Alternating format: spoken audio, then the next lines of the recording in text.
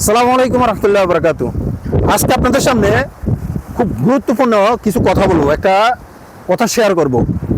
কথাগুলো শুনে আপনাদের গায়ের পশমে দাঁড়িয়ে যাবে।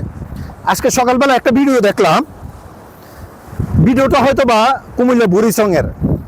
এই স্ক্রিনে যে ভদ্রলোকটাকে দেখছেন, উনি নাকি একজন শিক্ষক। ওনার বাড়িতে হয়তো বা জায়গা জমিনে কোথাও বালু স্তূপ করছে, বালু জমায় রাখছে হয়তো বা যে কোনো কাজ করার জন্য। তো সাধারণত বাচ্চারা কি করে, যেখানে ধুলিবালি দেখে, যেখানে বালি দেখে, এখানে দৌড়ে যায় খেলার জন্য। এটাই স্বাভাবিক ভাই, এটি সকল বাচ্চারা এমনই করে, এটা কোনো অপরাধ নয়।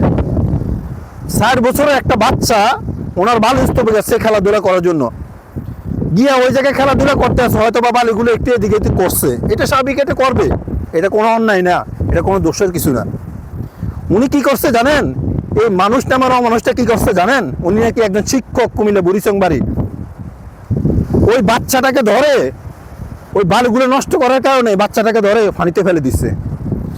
আল্লাহি আল্লাহর কসম, আমি আজকে এই ভিডিওটা দেখার পরে ভাই বিশ্বাস করেন আমার গায়ের পশমগুলো দাঁড়িয়ে গেছে।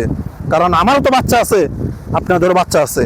আজকে যদি আমার বাচ্চার সাথে বা আপনাদের বাচ্চার সাথে এমনটা হইতো, তাহলে আপনারা কোনোদিন মেনে নিতে পারতেন? কোনোদিন মেনে নিতে পারতেন না। ওই ভদ্র মহিলাটা বারবার ওনার পিছনে জিজ্ঞাসা করে, এই ছোট্ট বাচ্চাটা কি অপরাধ করছে, আপনি কেন কেন এই বাচ্চাটাকে আপনি পানিতে ফেলে দিলেন? উনি বারবার একটা কথাই বলে, ওনার বালি নাকি নষ্ট করে ফেলছে। আরে ভাই, আপনার বাড়ি নষ্ট করে ফেলছে, আপনার বাড়ি তো আর ও তো আর টাকবলে নিয়ে যায় নাই, আপনার কোটি কোটি টাকা তো ক্ষতি করে ফেলে নাই এই ছোট্ট বাচ্চাটা। আপনি কেন এই ৪ বছরের বাচ্চাটাকে কেন পানিতে ফেলে দিলেন? কি অপরাধ ছিল ওই বাচ্চাটা, কি দোষ ছিল ওই বাচ্চাটার?